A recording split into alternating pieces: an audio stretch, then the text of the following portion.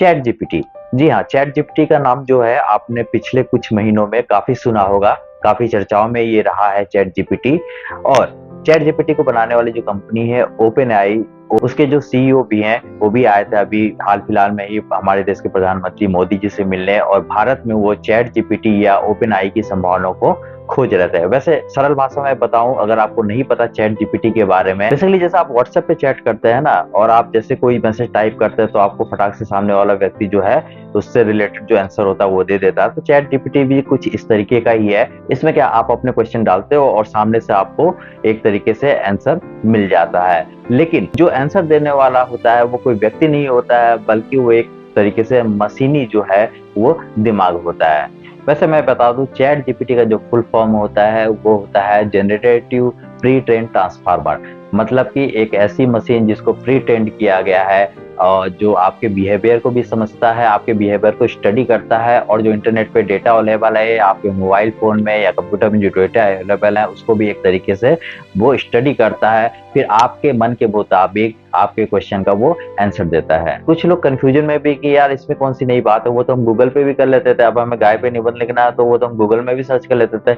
लेकिन गूगल और chat GPT में ये डिफरेंस है, गूगल में सर्च करते थे, जैसे गाय का निबंध लिखना आपने गूगल में सर्च किया तो आपको 10-12 वेबसाइट दिखा दी जाती थी या 20-25 वेबसाइट दिखा दी जाती थी। उसमें आपको अपना दिमाग लगा के देखना पड़ता था कि कौन सी वेबसाइट पे जो है करेक्ट इन्फॉर्मेशन है। लेकिन चैट जीपीटी में क्या है, आपने बोला कि गाय पे निबंध लिखो तो आपको 10 वेबसाइट नहीं दिखाएगा, बल्कि एक पूरा पैराग्राफ उठा के दे देगा। उसमें आप हालांकि अपने इनपुट डाल सकते हो, और वो इनपुट जब आप डालोगे तो वो आपके बिहेवियर को भी याद रखेगा कि आपको किस तरीके के गाय का निबंध जो है वो पसंद था, और नेक्स्ट टाइम से जब आप गाय का निबंध सर्च करोगे तो आपको उसी प्रकार का जो है गाय का निबंध लिख के दिखाएगा। अब दोस्तों बात करते हैं कि चैट जीपीटी अगर आ गया तो इससे क्या नुकसान होने वाले हैं। आपको अगर अपना बचपन याद हो तो जो बचपन में, मतलब कि मैं 80 और 90 में जो बच्चे पैदा होते हैं उनकी बात कर रहा हूँ, तो उनके पास अगर मैथमेटिक्स का कोई गुणा भाग जोड़ ये सब दे दिया जाता था, मतलब मल्टीप्लाई करने के लिए, डिवाइड करने के लिए, या जोड़ने के लिए या घटाने के लिए, उस समय कैलकुलेटर ही होता था, मोबाइल तो होता ही नहीं था।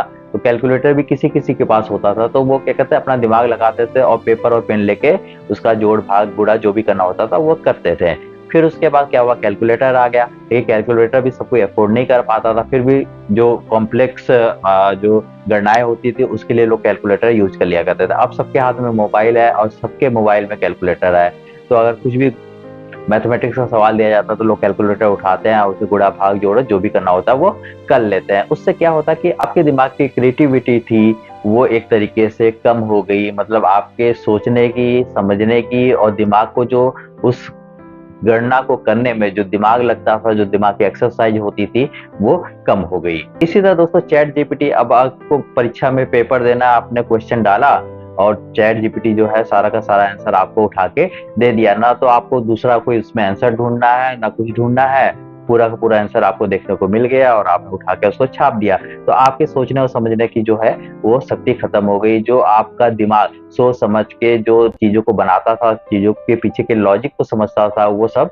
सोचना एक तरीके से बंद हो जाएगा, और कहीं ना कहीं इससे ह्यूमन लॉस, ह्यूमन जो माइंड है उसका लॉस होगा। और जो नई जनरेशन अगर वो चैट जीपीटी का ज्यादा यूज करते हैं तो उनका जो दिमाग है वो डेवलप नहीं हो पाएगा, वो एक तरीके से आधा इंसान और आधा मशीन रह के रह जाएंगे। देखिए चैट जीपीटी या आर्टिफिशियल इंटेलिजेंस आने से कई क्षेत्रों में जो है वो नौकरियां भी खत्म हो जाएंगी। अब स्क्रिप्ट लिखना है तो आप स्क्रिप्ट राइटर को क्यों बुलाओगे, चैट जीपीटी में डाला आपने, 1-2 लाइन लिखी कि मुझे इस तरह का स्क्रिप्ट चाहिए, वो पूरा का पूरा पैराग्राफ आपको लाके दे देगा। अगर आपको कुछ उसमें चेंजेस करना है वो भी आपने लिखा, वो फिर उसके बाद अगली बार से आपको वैसा स्क्रिप्ट लिख के देता रहेगा जो आपको पसंद आएगा। तो इससे कई क्षेत्रों में जो है डेटा एंट्री हुआ, या फिर स्क्रिप्ट राइटिंग हुआ, म्यूजिक कंपोजिशन हुआ, तो ऐसे कई ऐसे फील्ड है जहाँ पे नौकरियां खत्म होने की संभावना जो है वो बढ़ जाएंगी।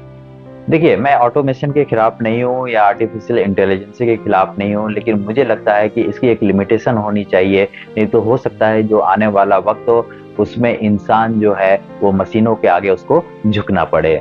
आपकी इस टॉपिक के बारे में क्या राय है, आप जरूर मुझे कमेंट बॉक्स में लिख के बताइए। अगर आपको कोई क्वेश्चन हो तो आप मुझसे पूछ सकते हैं। साथ ही साथ आप मेरे चैनल को सब्सक्राइब कर दीजिए, और वीडियो पसंद आए तो जरूर लाइक करिए। जय हिंद, जय भारत।